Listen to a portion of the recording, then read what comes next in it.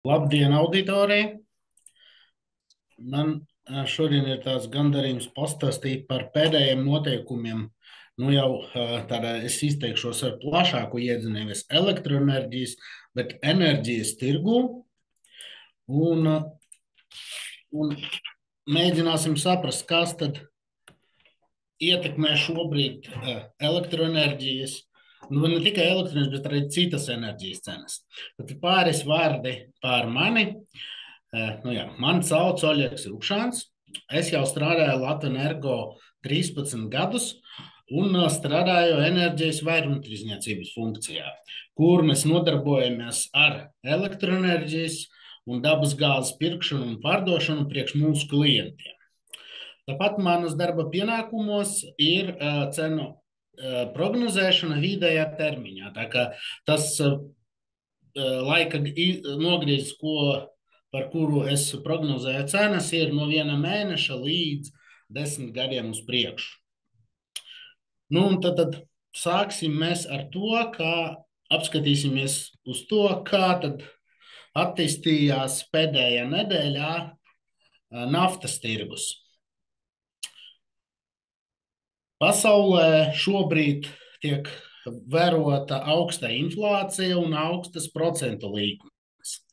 Līdz ar ko parādījās arī bažas par globālas ekonomikas attīstības tempiem.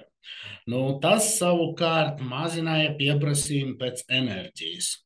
Un ko mēs arī varam redzēt, kā pagājušo nedēļu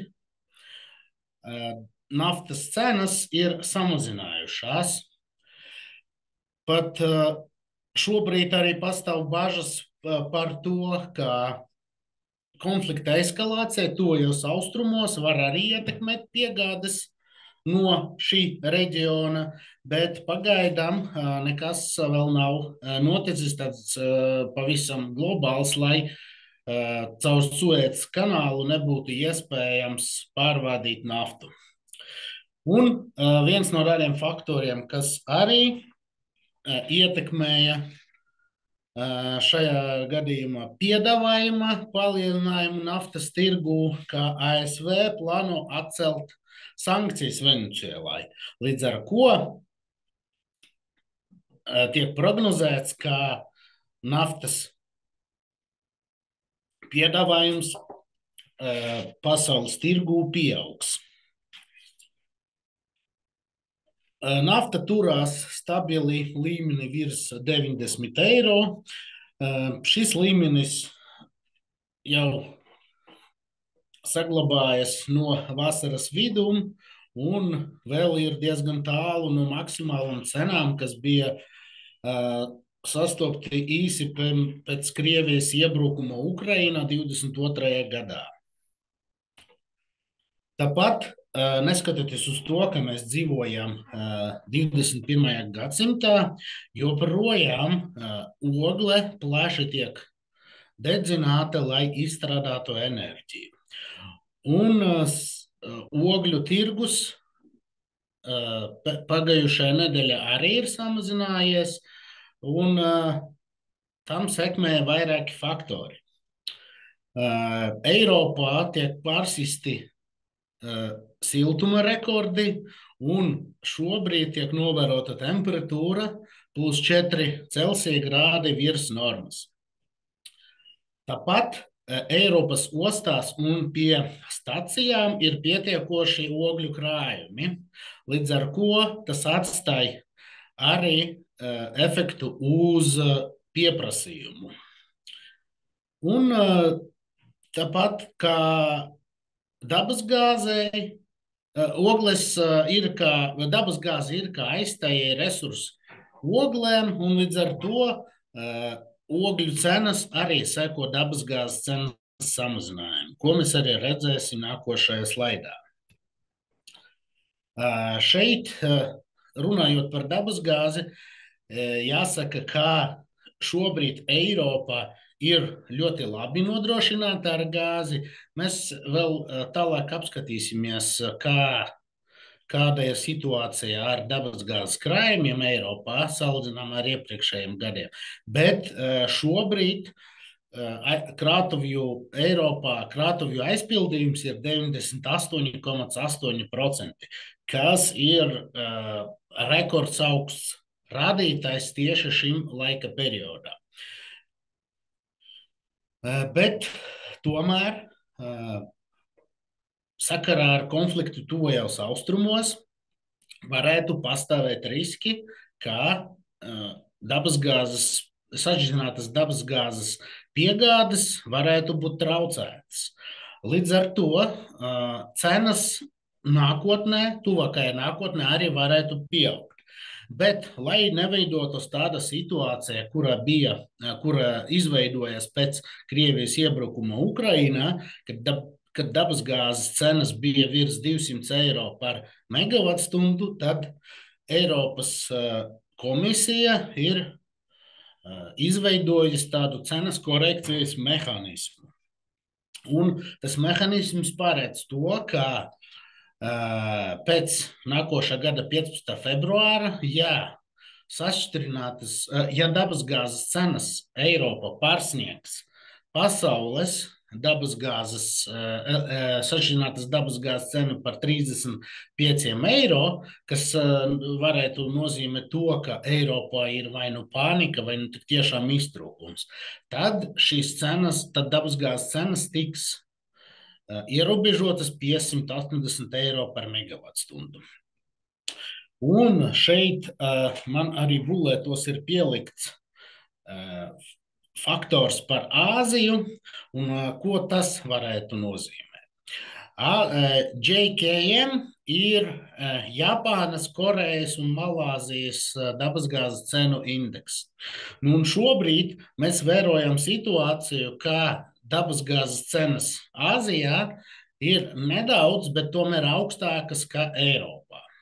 Tas savukārt varētu triggerēt to, ka dabasgāzes piegādes tiek novirzītas uz Āziju. Un šajā situācijā tad mēs noteikti vērosim dabasgāzes cenas pieaugumu.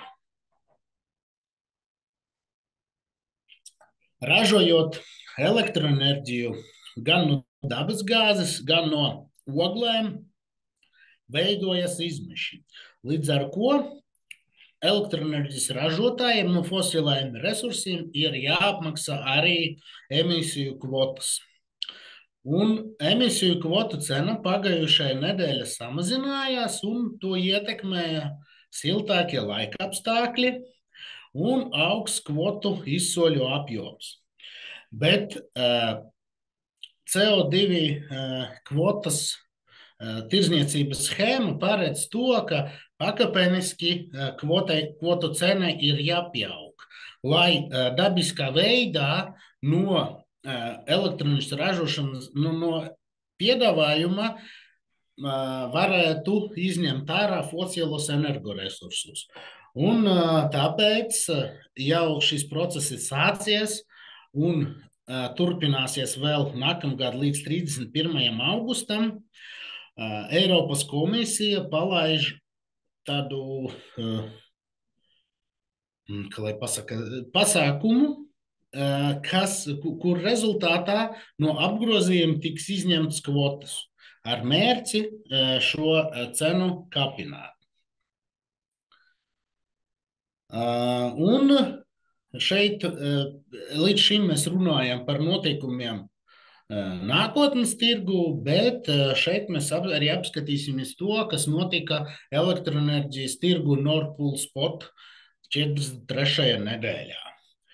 Mēs varam vērot, ka gan sistēmas, gan Baltijas cena ir pieaugusi, un to ietekmēja enerģijas pieprasījuma kāpums.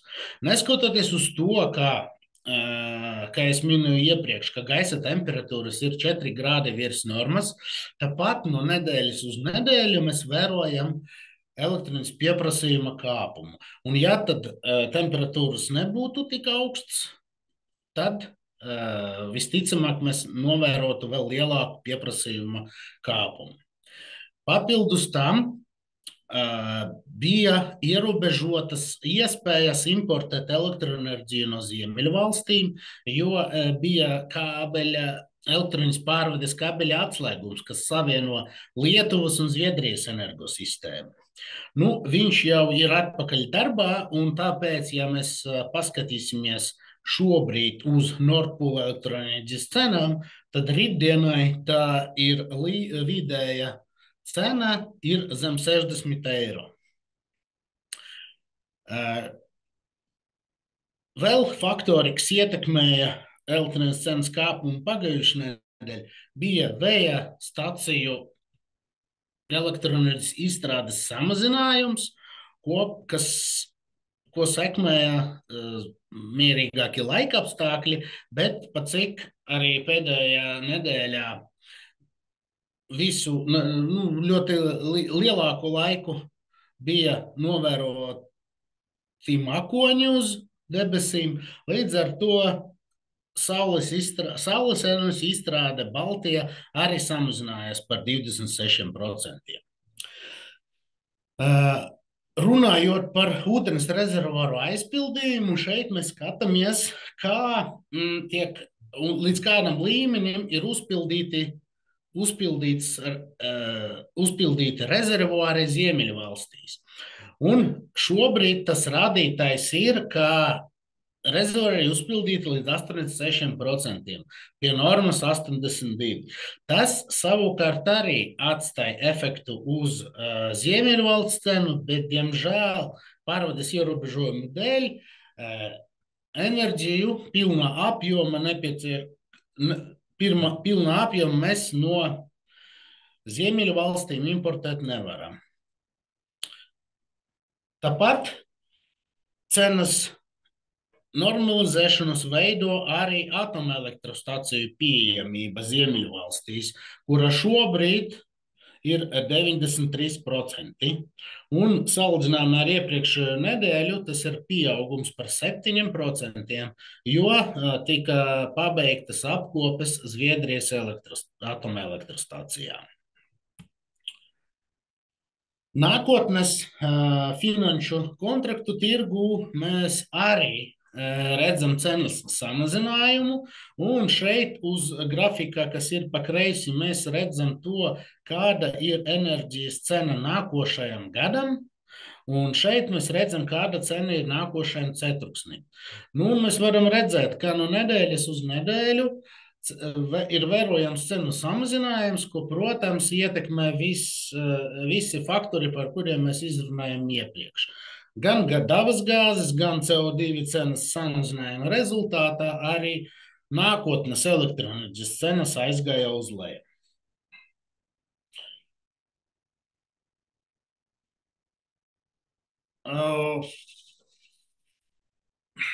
Tātad, diemžēl, man pazuda viens slaids, bet es mēģināšu tad izstāstīt. Kā es jau minēju, tad Eiropas dabasgāzes krātuves ir aizpildītas par 98,8%, kas ir ļoti augsts rādītājs. Bet, protams, Eiropas dabasgāzes krātuvu aizpildījums atstāja efektu uz elektroenerģijas cenām Baltijā, bet ne tik krasu kā Inčukalna stāvoklis. Un šobrīd uz šī grafika mēs varam redzēt, un šī sarkana līnija atspoguļo tieši 2023. gadu, un mēs varam redzēt, ka šis krātuju aizpildījums ir krietni augstāks nekā gan iepriekšējā gadā, gan 2021. gadā. Jāsaka, ka mēs joprojām neesam sasnieguši 2020. gada aizpildījuma līmeni, jo 2020. gadā to ietekmēja rekordzemas cenas dabasgāzei. Tāpēc, skatoties uz šo grafiku, mēs ar pārliecību varam pateikt to, ka dabasgāze visai ziemai, visai Baltijai pietiks un nav par ko raizēties.